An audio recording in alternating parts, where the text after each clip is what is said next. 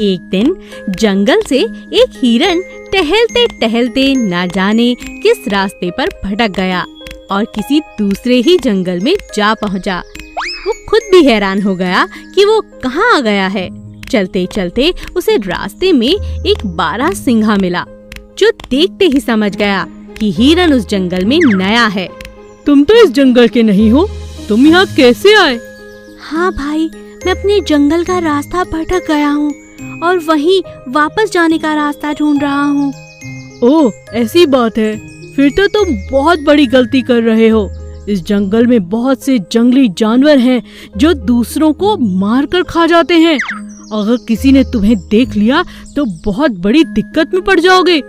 ऐसा कहकर बारहसिंघा वहाँ से चला गया और हिरन समझा, हाँ, यूं ही मुझे डरा रहा है। ये जंगल मुझे बहुत अच्छा लग रहा है। इसे पूरा घूमकर ही अपने जंगल वापस जाऊंगा। चलते चलते अचानक उसका पैर सोए हुए शेर की पूंछ पर जा पड़ा। शेर ने हिरन को देख लिया और जोर से गुर्राया। तुम्हारी इतनी हिम्मत कि तुम मुझ पर पैर रखो। डर के मारे हिरन की जान सूख चुकी थी। हिरन बड़ी तेजी से दूसरी ओर अपनी जान बचाकर भागने लगा। शेर भी उसके पीछे भागा। हिरन भागते भागते अपने जंगल के रास्ते को पकड़ लेता है, लेकिन शेर की रफ्तार के आगे खुद को नहीं बचा पाता। रास्ते में ही शेर उसे दबोच लेता है और खा जाता है। अब शेर को एक नए जंगल का रास्ता पता चल जाता है। शेर ने देखा कि ये नया जंगल बहुत बड़ा है और यहाँ बहुत से जानवर हैं। उसने आगे जाकर देखा, जंगल में इतने सारे हिरन थे। उन सबको देखकर उसका मन ललचा गया। एक एक करके उसने सबको खाना शुरू कर दिया। अब जंगल के सभी हिरन असुरक्षित थे। हिरन के सरदार ने कहा, हमें कुछ करना होगा, नहीं तो ये शेर हम सबको खा जाएगा। तभी एक छोटा हिरन कहता है, सरदार, मुझे लगता है हमें 15 दिनों तक छुप जाना चाहिए। हम सब 21 दिन तक भूखे रह सकते हैं, लेकिन मैंने सुना है कि शेर केवल 15 दिन तक भूखा रह सकता है। अगर हम 15 दिन झाड़ियों में छिपे रहे तो ये भूखा रहेगा और यहाँ से चला जाएगा। सभी उस बच्चे की बात को मान लेते हैं और 15 दिनों तक झाड़ियों में छुपे रहते हैं। जब 15 दिनों तक शेर को कोई हिरन नहीं मिलता तो वो अपने जंगल वापस लौट जाता है। सभी हिरन उस छोटे नन्हे हिरन की बहुत तारीफ करते हैं। अरे वाह, तुमने हम सबको बचा लिया। तुम्हारी तरकीब बहुत अच्छी थी। इसीलिए कहते हैं, समझदार कोई भी हो सकता है, बड़ा भी और छोटा भी। एक दिन मुर्गी अपने 3 छोटे छोटे चूजे लेकर दाना चुग रही थी। तभी उसने देखा एक चूजा बड़े से गड्ढे में जा गिरा। अरे ये क्या हुआ? मेरा बच्चा, ये तो अभी बहुत छोटा है। अब इसे बाहर कैसे निकालूं? मुर्गी जोर जोर से चिल्लाने लगी। तभी उसका मालिक वहाँ आ गया। अरे क्यों चिल्ला रही हो? क्या बात है? फिर उसने देखा कि छोटा सा चूजा गड्ढे में गिरा पड़ा है। उसने बड़े प्यार से उसे बाहर निकाला और उस गड्ढे को हमेशा के लिए बंद कर दिया। मुर्गी अपने मालिक को बहुत पसंद करती थी, क्योंकि वह हमेशा उसका अच्छे से ख्याल रखता था, कभी कोई कमी रहने नहीं देता था। एक दिन मुर्गी के मालिक ने मुर्गी से कहा, मुझे पैसों की बहुत जरूरत है। क्या मैं तुम्हारे चूजे बेच सकता हूँ? तुम्हें बुरा तो नहीं लगेगा ना? मुझे पैसों की बहुत ज्यादा जरूरत है मुर्गी। हाँ, बेच दीजिए मालिक। मुर्गी ने भारी मन से हाँ कर दी और मालिक ने चूजे बेच दिए। चूजे बेचकर उसे बहुत अच्छे दाम मिले।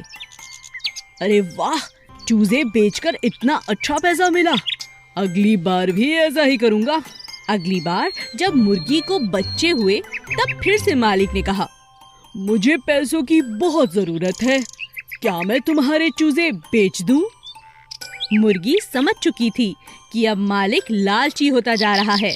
उसने मालिक से कहा, आप इतनी जल्दी क्यों कर रहे हैं? कुछ दिन में मेरे बच्चे बड़े हो जाएंगे और फिर उनके भी बच्चे होंगे। इस तरह आपका खुद का अंडों का व्यापार हो सकता है।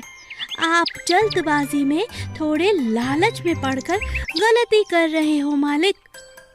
अब मालिक को उसकी यह बात अच्छे से समझ आ चुकी थी। मुझे माफ कर दो, तुम ठीक कहती हो। कुछ पैसों के लिए मैं कितना स्वार्थी हो गया था। आज के बाद तुम्हें नहीं बेचूंगा। इस तरह मुर्गी ने अपनी और अपने बच्चों की जान बचा ली। शिकारी को सीख। एक बार एक शिकारी जंगल में शिकार करने जा रहा था। तभी उसको सांप जमीन पर पड़ा हुआ दिखाई दिया। शिकारी डर गया और सांप को लाठी से पीटने लगा। लेकिन सांप ने शिकारी से कहा, मुझे छोड़ दो।